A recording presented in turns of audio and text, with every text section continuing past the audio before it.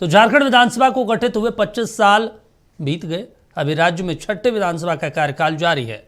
हम बहुत गर्व और अभिमान के साथ ये कह सकते हैं कि पहली से लेकर छठी तक हर विधानसभा ने अपने कार्यकाल में जनता के लिए बेहद जरूरी कानून पारित किए हैं। पहले विधानसभा में बाबूलाल मरांडी की सरकार ने झारखंड राज्य के पहला स्थानीय और नियोजन नीति को मंजूरी दी। औद्योगिक नीति 2001 पर मुहर लगाई। अर्जुन मुंडा की सरकार आई तो तय हुआ कि राजधानी समेत दूसरे शहरों में खेल के लिए स्टेडियम बनाया जाए। सोच कर देखिए, अगर स्टेडियम ना होते तो क्या महेंद्र सिंह धोनी जैसा महान प्लेयर हमें मिलता। हमारे लोकतंत्र और हमारी विधानसभा ने इसी तरह के राज्य और यहाँ के बाशिंदों की तस्वीर और तकदीर बदली है। झारखंड विधानसभा की रजत जयंती पर आज टू द पॉइंट पर चर्चा करेंगे। देखिए, 15 नवंबर को अस्तित्व में झारखंड राज्य आया और ये आज 25 साल का युवा प्रदेश है। देश के 28वें राज्य ने शुरुआती दौर में राजनीतिक अस्थिरता का दंश झेला। रफ्तार पर बार बार ब्रेक लगा, लेकिन अब झारखंड रफ्तार पकड़ चुका है, विकास के पथ पर अग्रसर है और नीति आयोग इसका शुमार 4 बेस्ट गवर्नड स्टेटस में करता है। ये सब मुमकिन हुआ क्योंकि हमारे यहाँ लोकतंत्र है, विधानसभा है, यहाँ जनता के लिए, जनता के द्वारा जनता का शासन है। रिपोर्ट देखिए। विधानसभा लोकतंत्र का मंदिर है। लोकतंत्र आम लोगों को सपने देखना सिखाता है और विधानसभा उन सपनों, हसरतों को सच करती है। सरकार बनाकर, निर्वाचित सरकार पर निगरानी रखकर, राज्य सूची और समरवती सूची के विषयों पर कानून बनाकर, हमारे भविष्य को परवाज देने वाले बजट की मंजूरी देकर, सार्वजनिक खर्च पर नियंत्रण रखकर, बहस और चर्चा कर, नीतियों में सुधार लाकर विधानसभा जनता की जरूरतों को आवाज देने का सबसे सहज, सबसे सुलभ मंच है। देश के 28वें राज्य के तौर पर अस्तित्व में आने के बाद 22 नवंबर 2000 को झारखंड असेंबली का गठन हुआ।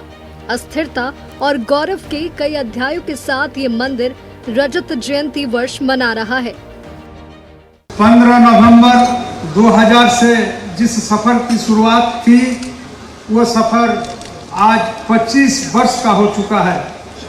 15 नवंबर 2000 को झारखंड को न केवल प्रशासनिक पहचान मिली थी, बल्कि हमारे सांस्कृतिक, संस्कृति और अस्मिता की छाप और प्रबल हुई थी।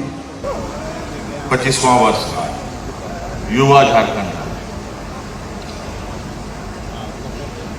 इस राज्य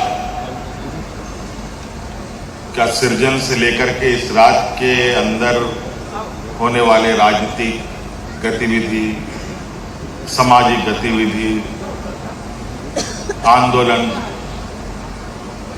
अलग अलग चीजों को देखने और समझने का मौका कई लोगों को मिला। अगर हम कहें कि जिस देश की आजादी की लड़ाई जिस प्रकार इस देश में लड़ी गई, कमोवेश उससे कम इस राज्य के सृजन को अलग करने में नहीं लगी होगी, ऐसी बात नहीं। इस खास मौके पर राज्य के विधानसभा परिसर में एक भव्य समारोह का आयोजन किया गया। कार्यक्रम में राज्यपाल संतोष कुमार गंगवार, विधानसभा अध्यक्ष रविंद्र नाथ महतो, सीएम हेमंत सोरेन, नेता प्रतिपक्ष बाबूलाल मरांडी और वित्त मंत्री राधा कृष्ण किशोर शामिल हुए। राज्यपाल, सीएम और विधानसभा अध्यक्ष ने दीप प्रज्वलित कर कार्यक्रम का शुभारंभ किया। समारोह में सीमा और नक्सल अभियान में शहीद हुए जवानों, राज्य के पदक विजेताओं और विधानसभा के 6 कर्मियों के साथ साथ उत्कृष्ट विधायक का विशेष सम्मान धनबाद के विधायक राज सिन्हा को प्रदान किया गया। चाहे धन जुटाकर या कानून बनाकर, 25 साल में देश के सबसे गरीब राज्यों में से झारखंड में स्कूलों की तादाद 22,000 से बढ़कर 44,475 हो गई है। कॉलेजों की तादाद में 15 गुना से ज्यादा का इजाफा हुआ है। पहले 40 कॉलेज थे, अब 649 है। राज्य में 50,000 शिक्षकों के पद रिक्त हैं। स्कूलों में प्रिंसिपल के 90% पद रिक्त हैं, लेकिन सरकार ने 26,000 शिक्षकों की नियुक्ति की प्रक्रिया शुरू कर दी है। 2000 में जब झारखंड अलग राज्य बना था, तब कुल बजट का आकार करीब 2500 करोड़ का था। जाहिर है स्वास्थ्य का बजट भी कम था, लेकिन इन 25 सालों में मेडिकल कॉलेजों की तादाद 3 से बढ़कर 10 हो गई है। देवघर में एम्स खुल गया है। हेल्थ का बजट बढ़कर 7470 करोड़ हो चुका है। 6 साल पहले 2019 में झारखंड विधानसभा को अपना नया परिसर मिला, जो देश भर में अपनी भव्यता के लिए मशहूर है। 25 साल के सफर में झारखंड ने 7 मुख्यमंत्री, 9 स्पीकर, वर्तमान में 6ठी विधानसभा चल रही है। नीति निर्माण के पथ पर झारखंड हर दिन अग्रसर है। झारखंड विधानसभा के रजत जयंती समारोह ने 25 वर्षों की लोकतांत्रिक यात्रा को नई दिशा दी है। शीर्ष नेताओं की उपस्थिति ने कार्यक्रम की भव्यता को बढ़ाया। उत्कृष्ट विधायक राज सिन्हा का सम्मान प्रेरणा रहा। शहीद परिवारों को श्रद्धांजलि सभी के लिए भावुक करने वाला पल रहा। पेपरलेस विधानसभा की घोषणा भविष्य का संकेत है। भारे के भवन से शुरू हुआ यह सदन आज देश के 5 सबसे सुंदर विधानसभा के भवनों में शामिल है। अपने सहयोगी पंकज के साथ मैं सत्यव्रत किरण, नक्षत्र न्यूज, रांची। चलिए, तो हमने आपको स्टोरी दिखाई और किस तरीके से यहाँ पे अगर बात करें तो झारखंड विधानसभा का निर्माण हुआ और निर्माण के बाद तमाम चीज़ें, स्थितियाँ, परिस्थितियाँ बदली है। झारखंड विधानसभा के स्थापना दिवस कार्यक्रम में राज्य के कई और भी मौजूदा और पूर्व विधायक शामिल हुए। उनका क्या कुछ कहना था, आपको सुनवाते हैं। दिवस के अवसर पर जो कार्यक्रम आयोजित हुआ था 15 नवंबर को, विकास की खूब बातें हुई थी। हमने अपने अंदर के कमियों को भी देखा था। माननीय मुख्यमंत्री श्री हेमंत सोरेन जी की उपलब्धियों को भी हम लोगों ने देखा। उसकी चर्चा भी आम जनों के बीच में हम लोगों ने किया था। लेकिन आज का जो ये अवसर है,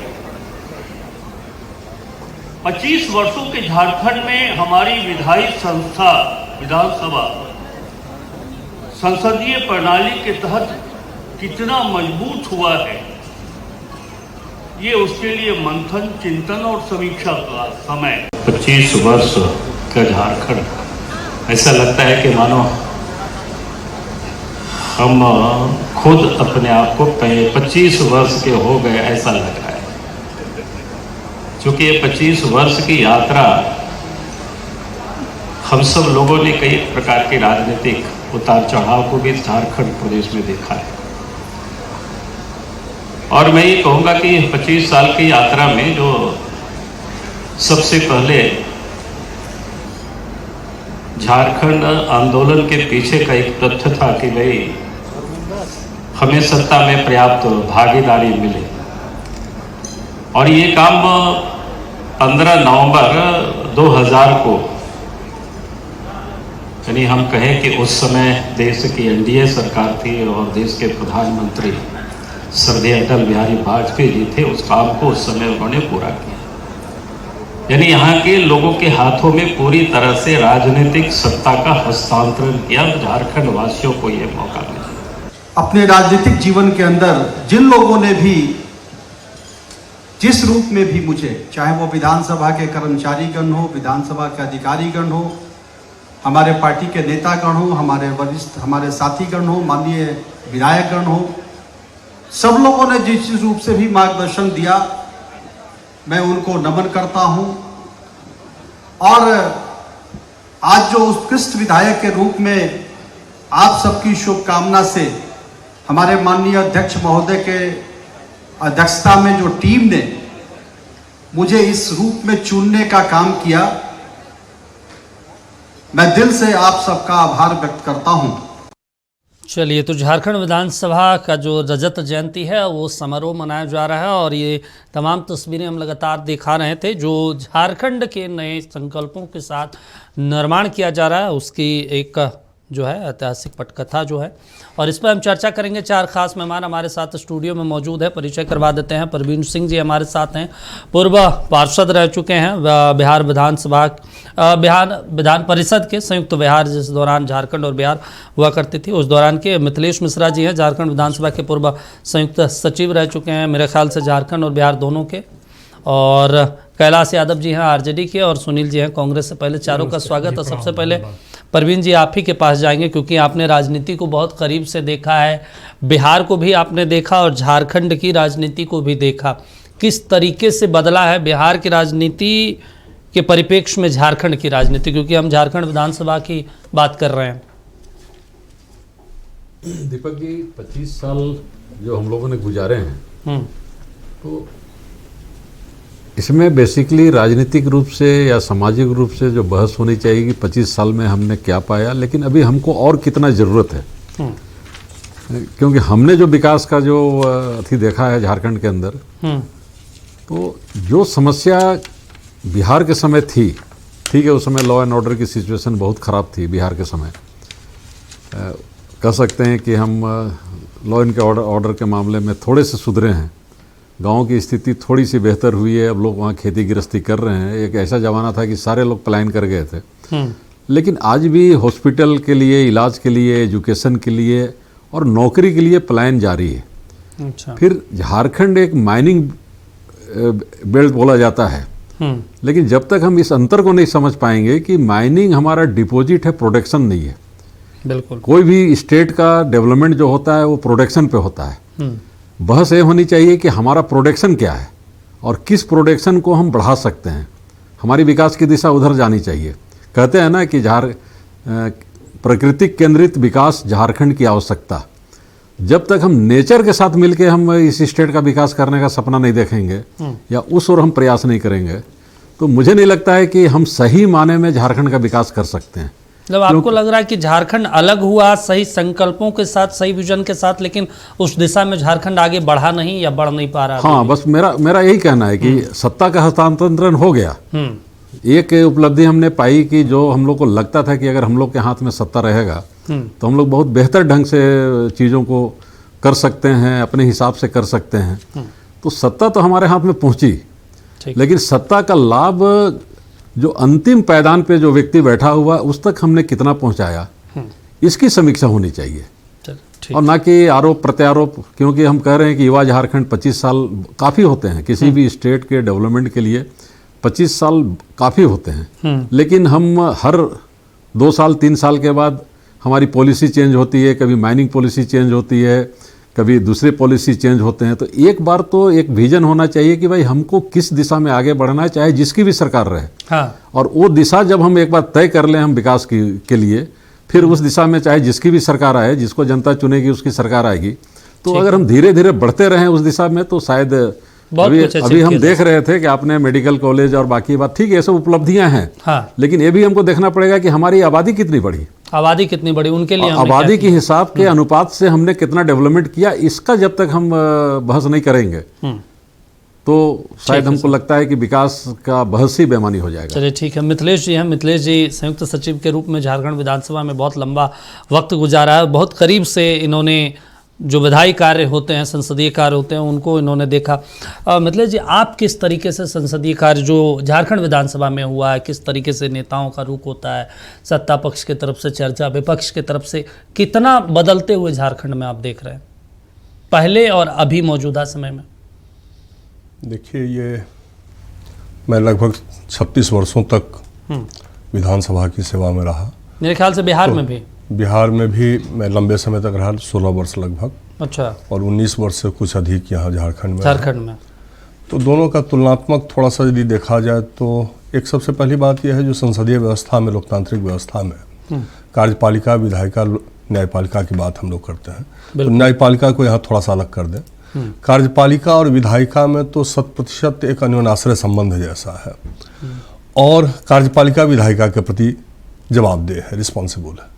और उसके लिए ढेर सारे टूल्स हैं हाउस के अंदर जो कार्यपालिका को कैसे जवाबदेह ठहराया जाए। विधायी कार्य है, वित्तीय कार्य है, सदन में जन सरोकार के मुद्दे उठाने के अवसर है। एक बात स्तर की यदि बात की जाए तो निश्चित रूप से बिहार में डिबेट का स्तर जो होता था, हाँ, उसमें बहुत सारी गंभीरताएं होती थी। खासकर मैं ये एक बात मैं स्पष्ट करना चाहूँगा, प्रश्नकाल तो यहाँ भी होता है, वहाँ भी होता है। प्रश्नकाल की बात एक बार मैं कह रहा हूँ कि 2009-10 के आसपास की बात, वहाँ 75वां वर्षगांठ था बिहार विधान परिषद का, ताराकांत झा जी सभापति थे और यहाँ अध्यक्ष थे हमारे सीपी सिंह साहब, उनके साथ मेरी प्रतिनियुक्ति हुई, मैं भी वहाँ 4 दिन रहा था। तो हाउस देखने का भी अवसर मिला। तो उसमें एक सबसे अच्छी बात ये दिखाई दी, जो ऑन एन एवरेज 40 से 42 क्वेश्चन 1 घंटे के अंदर विधानसभा में भी और विधान परिषद में भी उत्तरित होते थे। बिहार में ये 2009-10 की बात मैं कर रहा हूँ। ठीक, बहुत पहले या बहुत बाद में क्या होता है वो थोड़ा सा फिर बदल जाएगा, चीज़ें बदल जाएगी। तो उसमें गंभीरता से हम लोग जाने की कोशिश किए, सभापति महोदय से मिले, अध्यक्ष महोदय से मिले, जो ऐसा कैसे संभव होता है। तो उन्होंने कहा जो हम लोग जो पहले बैठक करते हैं उसमें सारे मंत्रीगण, सारे विभागीय सचिव को ये बात हम लोग कह देते हैं अपने स्तर से, दलीय नेताओं को कह देते हैं, जो प्रश्नोत्तर जो हो वो टाल मटोल न हो, कोशिश ये किया जाए जो टू द पॉइंट हो और माननीय सदस्य उससे संतुष्ट हो सके। तो 90% क्वेश्चन ऐसा होता है जो जवाब, लिखित जवाब से ही संतुष्ट हो जाते हैं। हाँ। 10% में ही डिबेट होता है, इसीलिए हमारा क्वेश्चन जो है 40-42 टेकअप हो जाता है। हमारे यहाँ स्थिति, झारखंड की ये स्थिति है, आज तक मैं यहाँ 19.5 वर्ष रहा, कभी मैंने नहीं देखा जो 10 क्वेश्चन 1 घंटे में हुआ हो। कारण यही है, उसका मूल कारण ये है कि कार्यपालिका का जो पार्ट हम कह लें, एक यदि सरकार का वो जो चुने हुए जनप्रतिनिधि होते हैं जो सरकार में है, और दूसरे तरफ जो हमारे ब्यूरोक्रेट्स हैं। बिल्कुल। तो हमारे ब्यूरोक्रेट्स जो जवाब बनाते हैं उस जवाब में हेतु मध्यभूत, कभी ये होगा, फंड उपलब्ध होगा तब ये कर दिया जाएगा, ऐसे कहीं कोई कंक्रीट, मतलब ब्यूरोक्रेट्स उलझाते हैं और उस पर हम समझते हैं कि हमारे राजनेताओं का वो पकड़ जो होना चाहिए वो यहाँ पे नहीं है। वो नहीं है। यदि वो रहता तो आखिर बिहार में भी तो वो बातें थी। हाँ। बिहार को ऐसा नहीं कि मॉडल स्टेट के रूप में माना गया है, लेकिन मैं बिहार झारखंड की तुलना कर रहा हूँ सिर्फ। तो बिहार में वो बातें हैं या वहाँ पे नेताओं को समझ है कि ब्यूरोक्रेट्स किस तरीके से काम किस तरह से वो और कैसे काम लेना है। यदि ठेठ शब्द में कहा जाए तो वो चराते हैं। हाँ। ठेठ शब्द में यदि कहा मतलब वहाँ नेता, चाहे सरकार किसी की रही हो, इस 25 वर्षों में विभिन्न दलों की सरकार हुई, विभिन्न दलों के मुख्यमंत्री हुए, लेकिन ब्यूरोक्रेट्स का नजरिया लगभग एक ही जैसा रहा। वो अपने आप को बचाने के लिए वो सारा टाल मटोल करते हैं और उसका परिणाम ये होता है जो आउटपुट होना चाहिए वो नहीं होता है। एक और सबसे महत्वपूर्ण बात, यदि समय होगा तो मैं उसको चर्चा करना चाहूँगा।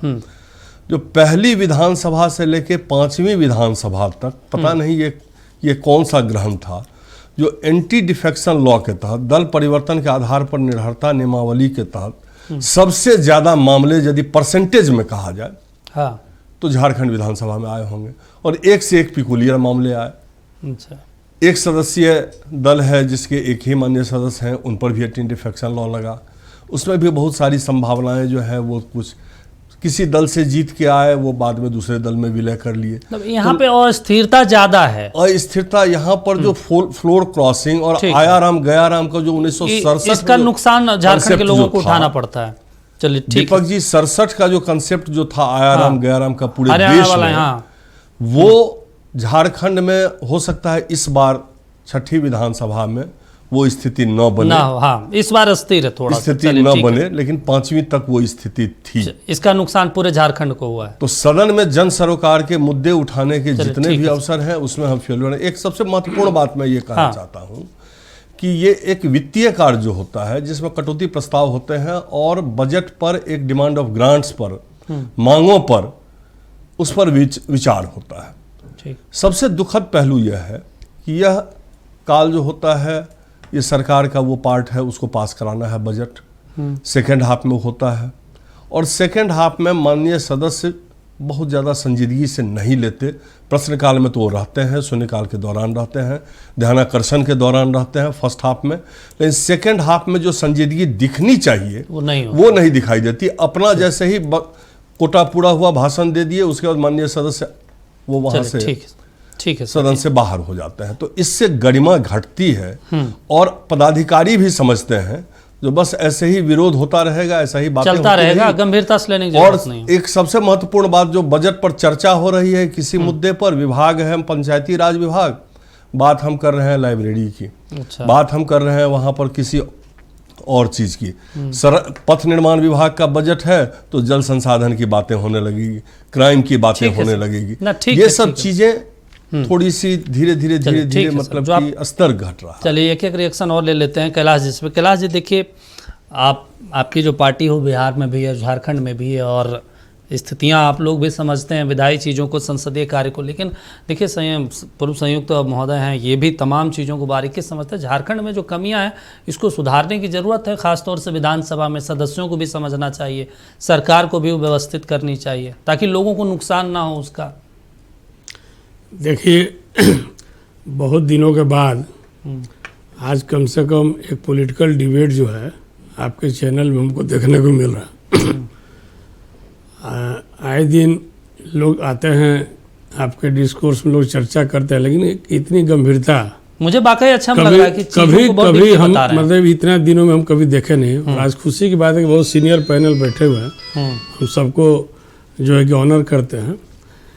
आप जिस चीज़ का जिक्र कर रहे हैं और हमारे आदरणीय मिथिलेश जी और बड़े भाई परवीन जी ने जो कहा कि ये छीटा-कशी का विषय नहीं है। 25 बरस एक रजत समारोह मनाया गया आज। विगत 15 तारीख को आप स्थापना दिवस मनाया सरकार का, राज्य का, और आज झारखंड विधानसभा का हुआ। आज भी हम युवा राज्य के लिए अपनी चर्चा करते हैं, बताते हैं हम युवा हैं भी, लेकिन 25 बरस में लगभग 13 बार सत्ता हस्तांतरण हुआ इधर से उधर। और हमारे आदरणीय साथी ने कहा कि एंटी डिफेक्शन लॉ की जो इन्होंने बात कहा, राज्य जब मिला था, हम अपना अनुभव एक्सप्लेन कर रहे हैं कि निश्चित तौर पर, हालांकि प्रथम मुख्यमंत्री अति आदरणीय बाबूलाल मरांडी जी बने थे, उनको राजनीतिक अनुभव थी, उसमें परवीन जी भी उनके साथ में थे, बिल्कुल। लेकिन उन्होंने जो रोड मैप का जो अपना बनाया था झारखंड के विकास के लिए, एक मॉडल तैयार किया था, लेकिन बीच में कुछ ऐसी विषय आ गई जिसके चलते राज्य का राजनीतिक दिशा चारों तरफ छितरा गया और खंड खंड हो गया। उसके बाद विगत 6 वर्ष पहले तक, मैंने रघुवर जी के सत्ता तक, जो आप 2019 से देखें या 2015 तक देखें कि सरकार या राज्य जो है हमेशा इधर उधर खंडित होते रही। कभी जो अच्छा जनादेश नहीं मिला, स्ट्रॉन्ग जनादेश नहीं मिला, कोई भी राज्य में सत्तासीन जो लोग थे मैंने अपने मन चाहे तरीके से काम नहीं कर सके। और सबसे बड़ी बात है कि आज माननीय मुख्यमंत्री ने भी अपने संबोधन में कहा, हम भी थे वहाँ पर विधानसभा के कार्यक्रम में, उन्होंने आज राज्य सरकार के कर्मचारियों पर, अधिकारियों पर भी कुछ 2 लाइन बोले उन्होंने। आज भी जो है कि ग्रामीण हो, चाहे असहाय लोग हो या जो पीड़ित लोग हो, आपको जाति सर्टिफिकेट के लिए, आपको क्या बोलते हैं स्थानीय आवास सर्टिफिकेट, कोई भी प्रमाण पत्र बनाना पड़ता है, तो आज भी लोग भटकते हैं कि हमको कहाँ जाना और किससे करवाना, और अफसर जो अधिकारी जो है वो अपने दायित्व का निर्वहन नहीं करते। उन्होंने खुले मन से बोला, तो आप समझ सकते हैं कि 25 वर्ष के शासन में राज्य में जो है कितनी बड़ी विसंगतियां हैं, इसको स्वीकार करना पड़ेगा। लेकिन ये सवाल केवल हम लोग पक्ष विपक्ष करने से नहीं होगा। राज्य की मजबूती और राज्य का विकास कैसे हो, समृद्ध विकास कैसे हो, इसके विषय में दोनों पक्ष को सोच के चलना पड़ेगा। अच्छा। और इन्होंने सदन की बात उठाया, बहुत अच्छा बात इन्होंने बोला। सदन का जो सेशन जो सत्र होता है बहुत बहुमूल्य सत्र होता है। अगर उसमें आप समय को बर्बाद करते हैं तो आप अपनी समय नहीं बर्बाद करते, राज्य के 3.5 करोड़ जनता का समय बर्बाद करते हैं। जो उनका महत्वाकांक्षी योजना होता है, जन आकांक्षाओं का जो विषय होता है, उसको आप मटिया पीलित करते हैं।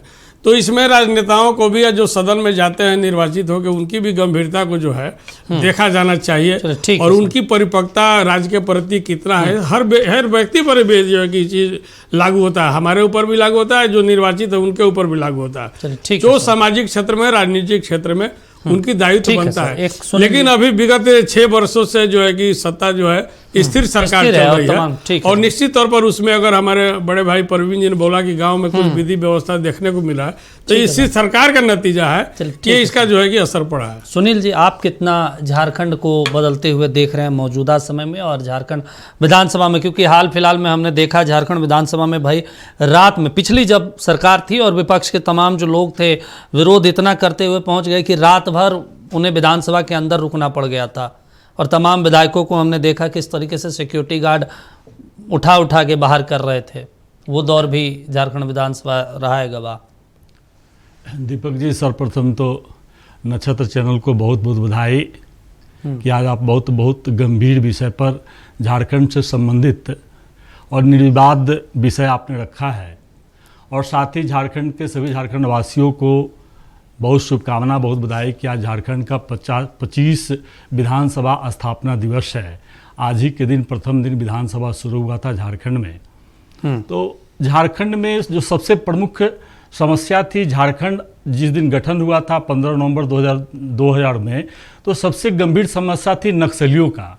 तो 2000 से लेकर और अभी तक जितनी भी सरकारें इस राज्य की रही, इस सरकार ने बड़ी गंभीरता से नक्सली समस्या को समाधान करने का प्रयास किया और उसमें सफलता पाया। लगभग झारखंड से नक्सली समाप्त हो गया है। जो झारखंड की विकास में सबसे बड़े बाधक थे, सभी सरकार, झारखंड के सभी सरकार कटिबद्ध और प्रतिबद्ध थी कि राज्य की विकास हो, राज्य के नौजवानों को रोजगार मिले और शिक्षा का स्तर ठीक हो, चिकित्सा का स्तर ठीक हो, सड़क बिजली की व्यवस्था सही हो। इस सभी सरकार ने प्रयास किया और आज इसका नतीजा है कि झारखंड के सभी ग्रामीण क्षेत्रों में आपको बिजली मिलेगा। सभी ग्रामीण क्षेत्रों से झारखंड की राजधानी रांची में आने के लिए सड़क मार्ग, राष्ट्रीय राजमार्ग, आपका राज्य का राजमार्ग, सभी राजमार्ग सुदृढ़ तरीके से आज काम कर रहा है। तो इस प्रदेश में आपके चैनल पर ही स्पष्ट दिख रहा है कि सुधार दिखे, सड़क से राज्य का विकास नहीं, हम ये सिर्फ सुनील जी ये समझना चाहते हैं 25 साल हो गए झारखंड को, क्या वाकई में 25 साल एक बहुत लंबा वक्त होता है? सारा लंबे वक्त में अब जब आप झारखंड निर्माण की बात कर रहे थे, अलग स्टेट की मांग कर रहे थे, कुछ विजन था, कुछ आपके पास दृष्टिकोण था, वो वाकई में दृष्टिकोण झारखंड में अभी दिखता है जिस हिसाब से काम होना चाहिए? देखिए दीपक जी, मैं तो बताया कि इस राज्य में, यह राज्य जो है पठारी राज्य है, पहाड़ों का राज्य है, यह कृषि राज्य नहीं है और माइनिंग सबसे 40% माइनिंग पूरे देश का इस झारखंड से माइनिंग प्रोडक्शन है, माइनिंग यहाँ पर है। तो बहुत विषय बताया कि गंभीर विषय नक्सलियों पर था, तो नक्सलियों के कारण भी इस राज्य का विकास में अवरुद्ध जरूर हुआ है, लेकिन आप विकास का जो गति है वो गति जितना तीव्र होना चाहिए उतना तीव्र गति नहीं है। फिर भी आप देखिए बड़े बड़े मॉल बने इस राज्य में, सड़क आप बताया, आपको बड़ी बिल्डिंग बनी, हाईकोर्ट बना, आपका विधानसभा बना, आप देखिए दो आपका फ्लाईओवर इस रांची शहर को सौगात मिला, एक भारत सरकार के द्वारा, दो राज्य सरकार के द्वारा मिला। तो विकास में ऐसा नहीं है कि विकास नहीं हुआ। जो झारखंड जब अलग हुआ था तो उस समय शैक्षणिक स्तर झारखंड का 55% था और आज झारखंड का शैक्षणिक स्तर 66.75% आज झारखंड का शैक्षणिक स्तर है। तो सुधार जो होना चाहिए सुधार हो रहा है, लेकिन इसकी और सुधार की आवश्यकता है। जो आप कह रहे हैं उस झारखंड विधानसभा के रजत जयंती साल पर धनबाद के विधायक राज सिन्हा को इस साल का उत्कृष्ट विधायक का सम्मान मिला है। राज सिन्हा ने इस सम्मान को अपने क्षेत्र की जनता को समर्पित किया, साथ ही सम्मान राशि को क्षेत्र के एक दिव्यांग विद्यालय को प्रदान करने की घोषणा की। उत्कृष्ट विधायक का सम्मान जो है धनबाद के विधायक राज सिन्हा जी को मिला है। 3 बार से लगातार विधायक हैं, हमारे साथ खुद है राज सिन्हा जी। सर पहले तो बहुत बहुत शुभकामनाएं आपको इस सम्मान के लिए, और क्या कहेंगे, सम्मान के साथ साथ एक जिम्मेदारी भी बढ़ती है? बिल्कुल, यह हमारे लिए बहुत ही सुखद क्षण है और यह अविस्मरणीय है और साथ ही साथ हमारे लिए एक प्रेरणादायक क्षण भी है। और इस अवसर पर ये 25 वर्ष हुए तो मैं धनबाद झारखंड की जनता को उनका प्रणाम करता हूँ, इस धरती को प्रणाम करता हूँ और सभी का अभिनंदन करता हूँ जिन लोगों ने भी इस कार्य में मुझे सहयोग किया, प्रत्यक्ष अप्रत्यक्ष रूप से। सबको मैं अपनी ओर से बहुत बहुत उनको धन्यवाद देता हूँ, उनका अभिनंदन करता हूँ। कैसा रहा सर, अगर आप सिर्फ इस सत्र की बात न करें, इससे पहले भी आपने 2 बार प्रतिनिधित्व किया है, तो एक बहुत लंबा अनुभव रहा है आपका। आपने विधानसभा को कई उतार चढ़ाव देखे आपने। नहीं, बिल्कुल, सरकार में भी मैं रहा और विपक्ष में भी हूँ। सरकार से ज़्यादा सीखने का मौका विपक्ष में रह करके मिला विधायी कार्यों को, और एक मर्यादित ढंग में रह करके संसदीय मूल्यों का पालन करते हुए मौका पड़ने पर सरकार को आईना दिखाने का भी काम करते हैं हम लोग। और ख़ास करके आज संतुष्टि इस बात की हुई कि जो क्षेत्र के समस्याओं के साथ जूझते हुए काम करते थे, आज विधायी कार्यों में भी विधानसभा के द्वारा जब यह सम्मान मिला तो लगा कि एक विधायक के रूप में पूर्णता को प्राप्त किया है आज मैंने। अभी तो बहुत हालांकि सीखने को बाकी है, लेकिन एक उत्कृष्ट विधायक के रूप में हमारे साथियों ने मुझे चुना, तो यह जीवन में बहुत ही खुशी वाला पल है। और निश्चित रूप से इसमें हमारी मतदाताओं का, हमारे क्षेत्र की जनता का बहुत बड़ा योगदान है उनका सम्मान मिला। और कहते भी है ना कि घर में सम्मान मिलता है तो बाहर भी सम्मान मिलता है। तो उन लोगों ने मुझे सम्मान दिया और मुझे खुशी इस बात की है कि मैं हमेशा अपनी जनता से वादा करता हूं कि आपके सम्मान को मैं कभी ठेस नहीं पहुंचने दूंगा। तो आज यह सम्मान मिला, इसलिए मैं मानता हूं कि वह हमारे जनता का सम्मान है। ये दूसरों के लिए भी एक प्रेरणा का काम करेगा। बहुत बहुत धन्यवाद आपका। तो ये थे उत्कृष्ट विधायक राज सिन्हा जी, और इनका कहना है कि जो कुछ इन्हें सीखने को मिला है उसका श्रेय ये धनबाद की जनता को देते हैं। सहयोगी पंकज के साथ निलय सिंह, नक्षत्र न्यूज, रांची। देखिए, झारखंड विधानसभा के रजत जयंती समारोह में एसएसबी के असिस्टेंट कमांडेंट शिवम कुमार को भी सम्मानित किया गया। रांची के शिवम को इससे पहले राष्ट्रपति पुरस्कार से भी सम्मानित किया जा चुका है। 2022 में लखीसराय के एक ऑपरेशन को अंजाम देने में विशिष्ट योगदान के लिए सम्मान मिला। शिवम झारखंड विधानसभा के पूर्व संयुक्त सचिव मिथिलेश मिश्रा के बेटे हैं। उनसे बातचीत की हमारे इनपुट एडिटर निलय सिंह ने। झारखंड विधानसभा के 25वीं वर्षगांठ यानी कि रजत जयंती समारोह में कई कहा जाए तो सिक्योरिटी फोर्सेस के भी लोगों को सम्मानित किया गया। हमारे साथ शिवम कुमार जी हैं, जो कि शांति काल में अपने अदम्य साहस के लिए इन्हें पुरस्कृत किया गया। और इनके साथ सबसे संयोग की बात है कि मिथिलेश मिश्रा जी हैं, जो कि विधानसभा के संयुक्त सचिव रह चुके हैं, अभी रिटायर हुए हैं इसी वर्ष। सर, कितनी खुशी और कितने गर्व की बात आपके लिए विशेषकर, क्योंकि आप यहाँ पे लोगों को सम्मान देते थे, आज आपके पुत्र को भी सम्मान मिला। देखिए, निश्चित रूप से बड़े गर्व की बात है। और एक महत्वपूर्ण बात यह है कि आज से 5 साल पहले या 6 साल पहले 2020 या 21 में, जहाँ तक मुझे याद है, आयोजन समिति में मैं सदस्य था और मैंने ही प्रस्ताव दिया था कि वीर शहीद के आश्रितों को दिया ही जाता है। उसके अतिरिक्त जो हमारे जो सैनिक या पुलिस बल के पदाधिकारी या कर्मी चक्र या इस तरह का कोई भी अवार्ड मिलता है, मेडल्स मिलता है, तो उनको भी सम्मानित किया जाना चाहिए। ये चीज़ 2021 से, और वो परंपरा चल रही है। और बड़े ही सौभाग्य का विषय ये है कि 2024 के 26 जनवरी को महामहिम राष्ट्रपति के द्वारा इन्हें प्रशस्ति पत्र दिया गया, वीरता पदक से सम्मानित किया गया। बाद के समय में दिसंबर 2024 में माननीय गृह मंत्री श्री अमित शाह के द्वारा सम्मानित किया गया। और ये 32वीं बटालियन लखीसराय बिहार में पोस्टेड थे। उसी दरमियान मुठभेड़ हुई थी जिसमें 2 नक्सली ऑन स्पॉट मारे गए थे, और एक जो मुख्य जो उसका लीडर जो था वो घायल हुआ, जो बाद में आत्मसमर्पण किया, और उस गिरोह के लोग आत्मसमर्पण किए। और एक महत्वपूर्ण बात यह है कि सेवा में 2020 के जनवरी में सेवा में आए, और 2021 के फरवरी में इनका ट्रेनिंग समाप्त हुआ, और जून से इन्होंने जिला में पदस्थापन इनका हुआ, और जून के 28-29 जून को इन्होंने जिला संभाला, और 2 फरवरी अगले साल 2022 को मुठभेड़ हुई थी जिसमें कि ये वीरतापूर्ण कार्य किए। तो यंगेस्ट अफसर एसएसबी के ये रहे हैं। ये भी एक सौभाग्य का विषय है। महामहिम राष्ट्रपति के द्वारा सम्मानित किया गया, गृह मंत्री के द्वारा किया गया, और आज अपने घर में रांची में, झारखंड में, आज विधानसभा में सम्मानित होना अपने ज़मीन पर, वो निश्चित रूप से बड़ा ही अच्छा आह्लादपूर्ण ये क्षण है। बिल्कुल हम चाहेंगे कि शिवम जी और आगे तरक्की करें, देश की सेवा करें, और अपने साथ ही साथ अपने माता पिता के साथ अपने राज्य का भी नाम रोशन करें। प्रोटोकॉल है, इसलिए इनसे बात नहीं हो सकती है। सहयोगी पंकज के साथ निलय सिंह, नक्षत्र न्यूज़, रांची। देखिए, विधानसभा के रजत जयंती समारोह में पूर्व विधायकों और पार्षदों को भी सम्मानित किया गया। स्पीकर रविन्द्रनाथ महतो और मुख्यमंत्री हेमंत सोरेन ने उन्हें अपने हाथों से सम्मानित किया। भाषण में भी आया कि भाई युवा झारखंड, लेकिन 25 साल में हमने क्या पाया और हमको आने वाले 25 साल में क्या पाना है। अगर आज इसकी सबसे बड़ी समीक्षा होती तो शायद आज 25वां स्थापना दिवस मनाने का एक सफल आयोजन जिसको कहा जा सकता था। लेकिन चूंकि रजत जयंती है, सभी शहीदों को सम्मानित किया गया, ये अच्छी बातें हुई। खिलाड़ियों को सम्मानित किया गया, ये अच्छी बातें हुई। और हम लोग जैसे निकम्मे भूतपूर्व लोगों का भी सम्मानित किया गया, ये भी एक अच्छी बात हुई। लेकिन समीक्षा इसकी होनी चाहिए 25 वर्षों।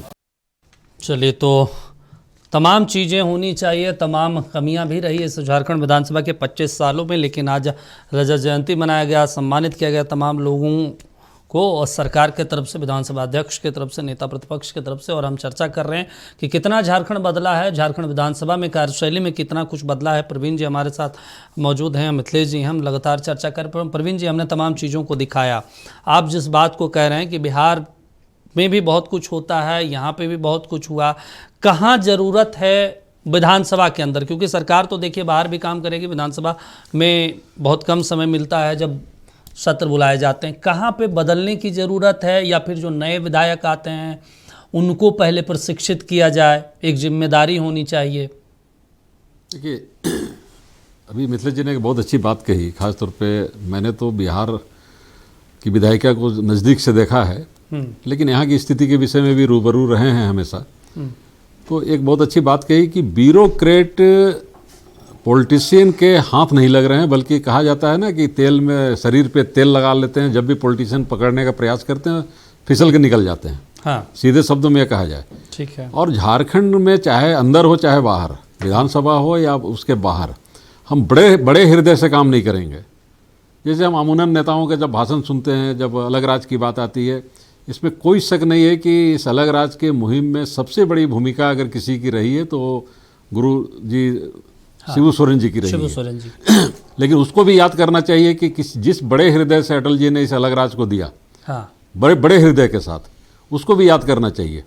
फिर उनको भी याद करना चाहिए कि जिस तरह से एक बाबू, देखिए अचानक मैं नाम भूल गया हूँ, जो चतरा के सांसद हुआ करते थे और जिन्होंने सबसे पहले लोकसभा के अंदर झारखंड अलग राज्य की बात उठाई। आज हमको नहीं लगता है कि किसी को उसका याद भी होगा, यहाँ की आने वाले जनरेशन को, कि झारखंड शब्द को सबसे पहले संवैधानिक अच्छी जगह पे किसने उठाया। हमको याद करना चाहिए जयपाल सिंह मुंडा को भी, हमको याद करना चाहिए निर्मल महतो को भी, हमको याद करना चाहिए जिसने लिटरेचर के रूप में शैलेंद्र महतो को भी, कि झारखंड आंदोलन को कुछ लिख के पढ़ के आगे बढ़ाया, आगे बढ़ाने का काम किया है। फिर थोड़ा सा जब झारखंड की बात आती है, यहाँ वीरों की भूमि रही है, हर कोई नेता भाषण में बोलते हैं, लेकिन कभी कभी तकलीफ लगता है जब नाम जब मंचों से लिया जाता है कि भगवान बिरसा मुंडा, सिद्धू कानू, वीर बुद्धू भगत, लेकिन ऐसे लोगों को क्यों भूला जाता है जो चाहे वो ठाकुर उमराव सिंह टिकैत हों, चाहे शेख भिखारी हों, या फिर जगन्नाथ शाही हों, या फिर यहाँ के जो थे विश्वनाथ सहदेव हों। और सबसे बड़ी बात है कि एक और नाम हमेशा इतिहास में छूट जाता है, जिनका जो अर्जुन सिंहदेव, जो 1857 में अपना राजपाट सभी गंवा दिए थे 1857 के गदर में। तो जब तक हम बड़े हृदय से सभी को गले लगाने का काम नहीं करेंगे, तब तक जो जिस वातावरण की बात कर रहे हैं आज, क्यों इस तरह का एक कटुता आई हुई है पॉलिटिशियन के बीच में। और ये कटुता ही झारखंड के विकास में सबसे बड़ी बाधक है, क्योंकि नॉलेज तो विरोधी से भी मिलता है। किसी से भी हम गप मारेंगे, चाय पिएंगे तो हमको बहुत से नॉलेज प्राप्त होंगे, लेकिन वो एक सहजता से जो बातें होनी चाहिए, गपशप होनी चाहिए। आप यहाँ पर लॉबी में अगर जाएंगे, झारखंड विधानसभा के लॉबी में अगर आप जाएंगे या कैंटीन में जाएंगे, तो किसी विधायक को बैठे हुए नहीं पाएंगे। विधायक के लोग बैठे हुए वहाँ मिलेंगे, वो तरह तरह की गप करते हुए मिलेंगे। विधायक जब वहाँ से निकलेंगे अपने काम से, चाहे छोटी मीटिंग करके निकलेंगे, तो सीधे निकल के बाहर गाड़ी में बैठ के चले जाएंगे। आप बिहार विधानसभा के लॉबी में अगर जाएंगे, विधान परिषद के लॉबी में जाएंगे, तो वहाँ फर्स्ट क्लास मिठाई खाते हुए मिलेंगे, तमाम पार्टियों के, हाँ तमाम पार्टियों के, और वहीं में गप करते हुए मिलेंगे। वहाँ पर भी बहस होती है। मतलब राजनीति अपनी जगह है, लेकिन हाँ चीजें सीखने का जो एक कौतूहल जो रहता था बिहार में, झारखंड में इसकी सबसे कमी देखी गई है। और जब बातें निकलेंगी तभी तो दूर तक जाएगी। अगर बातें ही नहीं निकलेंगी, हम अपने अपने कामों में व्यस्त रहेंगे, तो एक कहा जा सकता है कि अभी के पॉलिटिशियन और ब्यूरोक्रेट, सीधा सीधी कहा जा सकता है कि ब्यूरोक्रेट कम रहे, पॉलिटिशियन कम रहे, सारे के सारे व्यापारी हो गए हैं। यही सबसे बड़ा बाधक है। चलिए ठीक है मिथिलेश जी, आप भी इस चीज़ को मानते हैं कि पॉलिटिशियन नहीं रहा, ब्यूरोक्रेट्स नहीं रहा, सब लोग व्यापारी बन गए हैं, और झारखंड में स्थिति तो है कम से कम। इतने खुले शब्दों में कह पाना थोड़ा सा कठिन लग रहा है, लेकिन कुछ पॉजिटिव बातें भी की जाए। थोड़ी सी बात यदि हम लोग करें अतीत से लेके अभी तक, 2000 से लेके 2025 तक यदि बात करें, तो कुछ पहले तो कमज़ोर पक्ष जो हमारा है, जैसे जब राज्य बंटवारा हुआ था, तो उस समय ऐसा लगता था जो कि संपूर्ण खनिज संपदा चली आई झारखंड में, और सबसे बड़ा जो रेवेन्यू का सोर्स जो था, वो आंतरिक संसाधन का सबसे बड़ा सोर्स था सेल्स टैक्स। सेल्स टैक्स का सबसे बड़ा हिस्सा चला आया झारखंड में। उसी के आधार पर केंद्रीय करों में राज्य का हिस्सा यहाँ चला आया, केंद्र प्रायोजित योजनाओं की राशि यहाँ चली आई ज़्यादा। तो बिहार में एक वैक्यूम जैसा क्रिएट हुआ 2000 ईस्वी में। लेकिन धीरे धीरे परिस्थितियाँ ऐसे बनती चली गई। आज यदि हम तुलनात्मक रूप से अध्ययन करें तो कहीं ना कहीं हमें ये लगता है जो कि क्या राज्य बंटवारा करके हमारे जो पहले के जो हमारे राजनेताओं ने या यहाँ के समाज सेवियों ने जो सोचा था, जयपाल सिंह मुंडा से लेकर शिबू सोरेन तक, जितने भी लोगों ने जो सोचा जो राज्य यदि बढ़ जाएगा तो यहाँ के लोगों का कायाकल्प हो जाएगा, क्या हम उस चीज़ को पाने में सफल हुए? इस पर विचार करने की, विचार मंथन की जरूरत होना चाहिए। हाँ, इसमें एक दो बात मैं ये कहना चाहता हूँ। खनिज संपदा की यदि बात है तो एक ज़माना था जबकि यहाँ पर टन के आधार पर, वजन के आधार पर जो मेजर मिनरल्स जो थे, जैसे कोयला लोहा वगैरह है, इस पर मेजर मिनरल्स में वजन के आधार पर यहाँ पर रॉयल्टी मिलती थी। और जब राज्य बंटवारा हुआ था तो यहाँ का रॉयल्टी 600 करोड़ था, और वो आज बढ़ के मूल्य आधारित रॉयल्टी खनन पर मिलने लगी है। दूसरा बड़ा, सबसे बड़ा कंट्रीब्यूटर हो गया है सेल्स टैक्स के बाद ये झारखंड का, और ये 10,500 करोड़ करीब दे रहा है। 1,45,000 करोड़ हमारा बजट हो गया है। इतना सब चीज के बावजूद हम इतना पैसा यदि जुगाड़ करने में सक्षम भी हो रहे हैं, तो भी उसका यूटिलाइजेशन जो है उसमें कहीं ना कहीं हम चूक रहे हैं। मतलब तो ये इसमें एक बात बहुत मैं साफ, आपने प्रशिक्षण की बात कही थी, ट्रेनिंग की बात आपने कही थी। सौभाग्य से मैं 2015 में झारखंड विधानसभा में विधायी शोध संदर्भ एवं प्रशिक्षण कोषांग का गठन किया गया, जिसमें माननीय सदस्यों को, पदाधिकारी कर्मचारियों को, राज्य सरकार के ब्यूरोक्रेट्स को और विद्यार्थियों को भी ट्रेनिंग देने की ये व्यवस्था की गई। लेकिन बड़े दुख के साथ कहना पड़ता है कि मैं लगभग 7-8 वर्षों तक मैं उस कोषांग का जॉइंट सेक्रेटरी रहा, प्रभारी रहा। बाकी सारे लोग बड़े संजीदगी से ट्रेनिंग लेते थे।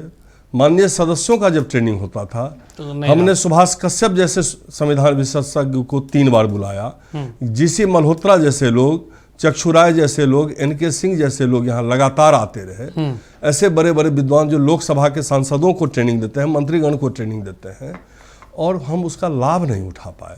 ये एक दुखद परिस्थिति है झारखंड में, लाभ नहीं उठा पाए। ये ट्रेनिंग के प्रति जो एक जो होना चाहिए अंदर से कुछ सीखने की एक ललक, वो नहीं है, वो कहीं ना कहीं हम में कम है। तो जब तक वो नहीं होगा तब तक अपनी बातों को हम सदन के अंदर ठीक से रख नहीं पाएंगे। ठीक है, और सदन के अंदर नहीं रख पाएंगे तो विधायिका कैसे कार्यपालिका को मजबूर करेगी, कैसे अकाउंटेबल बनाएगी, ये सोचने की बात। चलिए ठीक है, कैलाश जी आप समझ रहे हैं चीज़ों को, क्योंकि यहाँ पे ना जो विधायक हैं, जो मंत्री हैं, वो कंट्रोल नहीं कर पा रहे हैं चीज़ों को।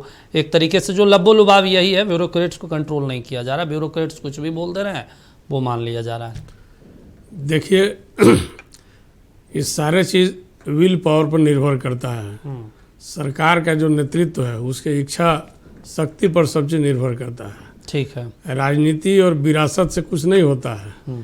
चेयर का कैसे इस्तेमाल करना है, चेयर में आपका क्या अधिकार है, क्या प्रावधान है, आपको इमीडिएट डिसीजन लेने का अधिकार है। अगर आप हर चीज़ जब आप कर्मचारी और अधिकारियों से चर्चा कीजिएगा और उसके इर्द गिर्द के लोगों के बीच में आप खुद घिरे रहिएगा, तो ये आपको सामना कर किसी भी सरकार और सत्ता के लिए, किसी भी चीफ मिनिस्टर के लिए ये सारी चीज़ों को अपनी मैंने अपना विशेषाधिकार को आपको समझना पड़ेगा। दूसरा चीज़ है, अभी राज्य में जब तक आप ग्रामीण स्तर पर गांव के अंतिम व्यक्ति पैदान पर नहीं जाएंगे तब तक राज्य का चौमुखी विकास हो, या जो आपके मन में मसौदा है, मैं जो सोचे हैं कि कंसेप्ट जो है कि हमको राज्य को समृद्ध विकास बनाए, तो संभव नहीं होगा। और दूसरा है कि केंद्र सरकार हो चाहे राज्य सरकार, दोनों का संयुक्त जो है मिलन भी होना चाहिए, क्योंकि राज्य के विकास में केंद्र का भी जो है कि सकारात्मक जो है कि भूमिका होनी चाहिए।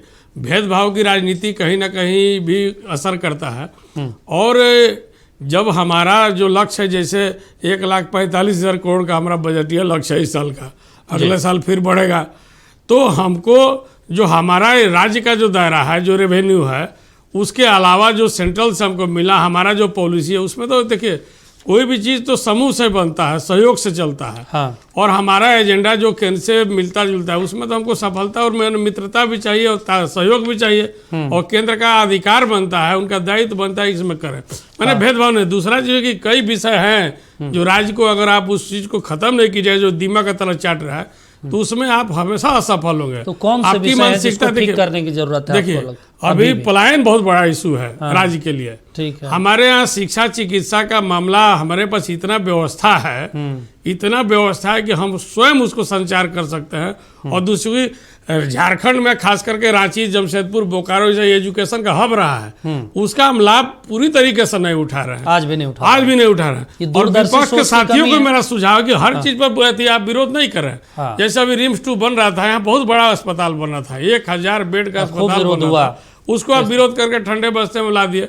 तो अगर आप ऐसे विषय पर विरोध कीजिएगा तो राज्य का विकास कहाँ हो सकता है? मतलब विकास आप अपना साथ राज्य का विकास भी नहीं करा, आप अपना विकास नहीं करा, दूसरे को भी नहीं होने दे रहे। अरे तो कोई भी आज हम है, कल आप आ सकते हैं, परसों भी आएगा सत्ता, लेकिन स्टेट के लिए वो तो एसेट था। आप एसेट पर अगर हथौड़ा मारने का काम कीजिए तो नहीं होगा। जल जंगल जमीन हमारे एसेट है, पूंजी है। हमको हमारा यहाँ राज्य में पर्यटन का इतना बड़ा जो है कि मैंने स्कोप है, लेकिन पर्यटन के मामले में फेल है। आप पर्यटन से कितना रेवेन्यू राज्य में आ सकता है, आप इसकी कल्पना नहीं कर सकते। उसमें तो किसी का कोई भेदभाव नहीं है। आप ऐसा हमारे पास पार्क है, रिसोर्स है, फॉल है, आप उसको ढंग से अगर उसको सजा दे तो देश विदेश के लोग आपको आकर्षित केंद्र बनेगा, लोग देखने के लिए। तो ये सब सारे चीजों पर सोचना। पलायन बड़ी बात है। और पैसा का मामला जो है, इसको सरकार अविलंब जो है कि जल्दी इसको निराकरण करे, तब हमको लगता है कि गांव के लोग खुशहाल होंगे, सबके पास 2 पैसा का साधन करा। सुनील जी देखिए, जो खाली नाम हम आपके चैनल के माध्यम से बता दें, जो झारखंड शब्द को सबसे पहले लोकसभा में जिसने रखा, उसका नाम बाबू रामनारायण सिंह है, जो चतरा के सांसद 1934 में हुआ करते थे। उन्होंने ही सबसे पहले, तो ऐसे लोगों को याद करना चाहिए। मेरा बस इतना। ऐसे तो कार्तिक उराव जी भी बहुत पहली बार। ठीक है सुनील जी, देखिए प्रवीण जी एक बात तो कह रहे हैं, मुझे लगता है इस पे गौर होना चाहिए। झारखंड के जो माननीय सदस्य हैं, जो मंत्रिमंडल में शामिल है, मंत्रिपरिषद के, उनको ये गौर करना चाहिए कि भाई चाहे विपक्ष हो चाहे कोई भी हो, कम से कम उनसे वार्तालाप होनी चाहिए। जो उदाहरण वो बिहार का दे रहे हैं कि बिहार में जो है तमाम विपक्षी दल हों, सत्ता पक्ष हों, बैठते हैं, बातचीत करते हैं और समस्या का हल करते हैं। झारखंड में ये चीज़ नहीं है और इसका नुकसान झारखंड के लोगों को होता है। दीपक जी, एक तो आज तो बड़ा इतना महत्वपूर्ण पैनल बैठा हुआ है कि प्रवीण सिंह जैसे अनुभवी व्यक्ति, मिथिलेश मिश्रा जैसे अनुभवी व्यक्ति, जिनको सुनने में ही मुझे सीखने की हम लोगों को ज़रूरत है। और हमें ज्ञात है कि मैं भी देखा हूँ बड़ा करीब से, प्रवीण सिंह जी ने भी स्पष्ट नाम बता रहे थे, दिसम गुरु शिबू सोरेन जी का, सिद्धू कानू जी का, जयपाल सिंह मुंडा जी का, कार्तिक उरांव जी का, AK राय जी का, ज्ञान रंजन जी, विनोद बिहारी महतो जी, निर्मल महतो, विश्वनाथ सहदेव जी, भगवान बिरसा मुंडा जी, शेख बिहारी जी, और प्रवीण सिंह जी भी उस कड़ी में हैं। जो इन्होंने भी समरेश सिंह जी बोकारो वाले, और इंदर सिंह नामधारी जी, ऐसे भी ये लोग भी उस कड़ी में हैं जो झारखंड राज्य के अलग के लिए ये लोग भी आंदोलन किया करते थे, हमारे आंदोलन किया करते थे, और इनकी भी बहुत भूमिका इस राज्य की महत्ता पर रहा है। तो दीपक जी देखिए, झारखंड में तो बताया कि झारखंड एक पहाड़ी क्षेत्र है और पर्यटक का यहाँ पर बहुत बेहतर स्कोप है। और जितना बेहतर सरकार, भारत सरकार और राज्य सरकार मिलकर जितना बेहतर सामंजस्य बैठाकर पर्यटन स्थल को यहाँ पर डेवलप किया जाए और आय की साधन जब बढ़ेगा तो राज्य के निवासियों को ज्यादा से ज्यादा रोजगार मिलेगा, तो पलायन उस पर भी कम होगा, पलायन रोकने की आवश्यकता है।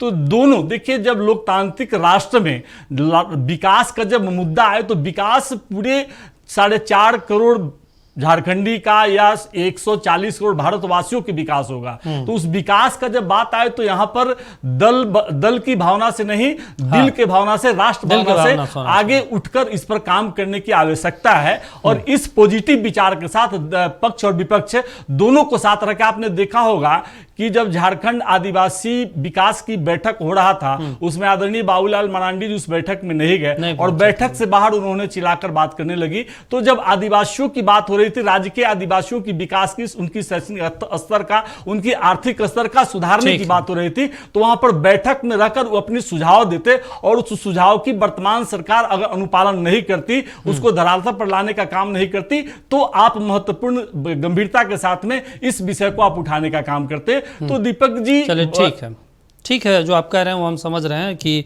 सभी लोगों को मिलजुल कर करना है। प्रवीण जी, हम आपसे और एक रिएक्शन और लेंगे और कंक्लूड करेंगे इन तमाम चीज़ों को लेकर। आपको कहाँ लगता है, अगर 1 मिनट में बोला जाए, कि इस दिशा में सरकार को काम करने की ज़रूरत है, विधान सभा को कार्य करने की ज़रूरत है और जो माननीय तमाम सदस्य हैं विधानसभा के? बस मेरा सिर्फ इतना ही कहना है कि पहले तो हमको समझना पड़ेगा कि मेरा उत्पादन क्या है। मैंने फिर आग्रहपूर्वक ये बात कहना चाहेंगे कि माइनिंग हमारा उत्पादन नहीं है, माइनिंग हमारा डिपॉजिट है। हाँ। जो कभी ना कभी खत्म हो जाए। लेकिन हमको 100 साल के बाद 200 साल के बाद भी आदमी यहाँ जीवित रहेगा, झारखंड जिंदा रहेगा, तो हमारा उत्पादन क्या है? तो कैलाश जी भी एक बात कहे कि पर्यटन हमारा उत्पादन हो सकता है, एजुकेशन हमारा उत्पादन हो सकता है। और ये बात अगर कोई कहता है कि यहाँ कृषि भी बहुत अच्छा हो सकता है।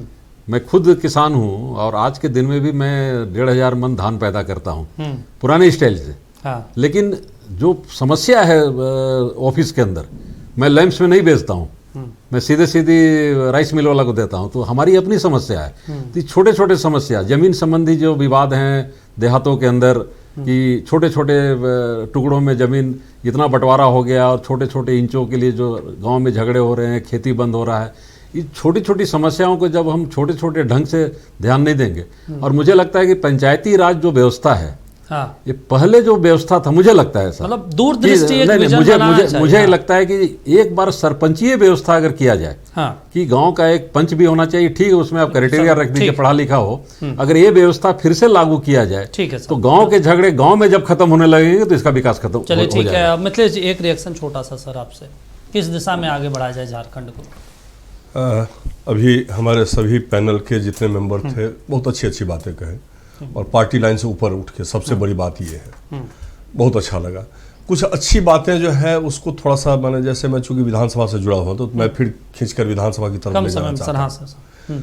वहां पर अनागत प्रश्न कार्यान्वयन समिति बना, उसका उपयोग हमको करना चाहिए। जो क्वेश्चन हाउस में नहीं भी आता है, पूरे देश भर में झारखंड विधानसभा इकलौता है, हाँ। तो उस क्वेश्चन को भी कमेटी के माध्यम से लिया जाता है। अब कमेटी क्या है, संसदीय समिति क्या है, आपके माध्यम से मैं ये बताना चाहता हूं कि 1919 में मॉन्टेग्यू चेम्सफोर्ड सुधार के बाद हाँ। संसदीय समितियों का कंसेप्ट आया, 3 समितियां बनी, बाद में संसदीय समितियां बनती गई। अभी हम लोग आपस में चर्चा कर रहे थे, उसका एक मूल उद्देश्य ये था जो सभी दलों के लोग एक साथ उस समिति में मेंबर होंगे प्रोपोर्शनेट आधार पर, और एकजुट होकर कंसेंसस के साथ डिसीजन लेंगे जो कि राज्य हित में या देश हित में होगा।